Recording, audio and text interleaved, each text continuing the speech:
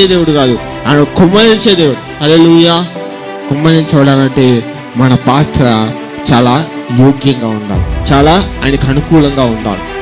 ఈ కార్యాలన్నీ మనం సరి చేసుకుంటే మన జీవితాలు దేవునికి అనుకూలంగా మారిపోతాయి. నేను చివరిగా ఈ మాట చెప్పి ముగిస్తున్నా. ప్రతి మెసేజ్లో కూడా నేను మాట చెప్తున్నాను, దేవుని రాకడా, దేవుని రాకడా, దేవుని రాకడా. అందరూ చెప్పాలి, దేవుని రాకడా చాలా సమీపంగా అయిపోయింది. సమయం కొద్దిమే, కొన్ని దినాల్లో ఉండబోతున్నాం. మన కాలాల్లోనే దేవుని రాకడ చూడబోతున్నాం.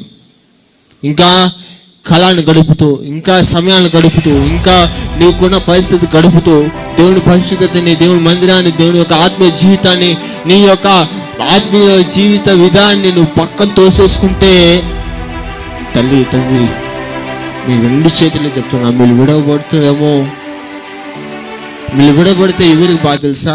ఎవరికో కాదు, చూడన్న మనకే బాధ. నా పక్కన ఉన్న వాళ్ళు రాకపోతే నీకే బాధ, నీ ముందున్న రాకపోతే నీకే బాధ.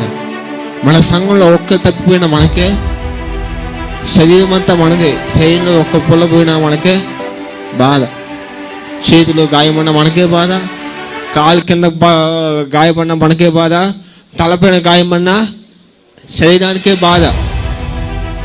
కాబట్టి ఈ అంత్యదినాల్లో ఉంటున్నావు, ఈ వాక్యం ఉన్న తర్వాతైనా నీ జీవితాలు ఏదైతే మార్చుకో దాన్ని మార్చుకో.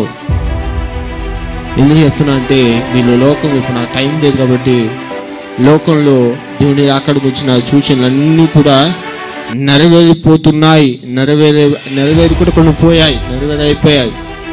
ఇంకా కొంచెమే సమయం, కొంచెమే దేవుడు రాబోతున్నాడు ప్రియమిత్రులారా. కాబట్టి కొంచెం దినాల్లో నేను చెప్పిన ఈ 3 పాయింట్, ఇంకా చాలా పాయింట్స్ ఉన్నాయి, కానీ ఈ 3 అంశాల్లో ఈ వారంలో మీ యొక్క జీవితాలు చక్కపరుచుకొని ముందుకు సాగిపోతే ఆయన రాకడలో ఎత్తబడే గుంపులో మనం ముందును గాక. హల్లెలూయా, హల్లెలూయా. కాబట్టి ఈ వాక్యం చేత మనం సరి చేసుకుందాం, దేవుని రాకడికి సిద్ధపడగలుగుదాం. దేవుడు